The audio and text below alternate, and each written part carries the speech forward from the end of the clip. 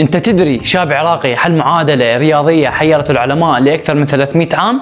تعال أصدمك. نجح الشاب محمد التميمي المقيم في السويد في حل معادلة صعبة في الرياضيات يعود تاريخها إلى القرن السابع عشر وتعرف باسم بيرنولي. هذه المعادلة شغلت العلماء منذ قرن دون أن يتمكن أحد من فك رموزها. هذا الشاب كرس 4 أشهر من حياته لدراسة المعادلة ومحاولة حلها، ثم وضع الحل وعرضه مما أدهش الجميع وأصابهم بالذهول لمعرفتهم أن هذه المعادلة في غاية الصعوبة. يقول محمد عندما حل المعادلة قبل حوالي 3 سنوات لم تصدقه المدرسة الثانوية التي كان يدرس فيها، لكن أحد العلماء السويديين في جامعة أوبسالا العريقة درس الاكتشاف وعرضه على جامعات العالم فنال الاعتراف بالإنجاز الكبير الذي حققه. ويؤكد محمد أن هذا البروفيسور ساعده كثيرا بعد أن تأكد عدة مرات أنه صاحب هذا الحل. حدث هذا قبل 4 سنوات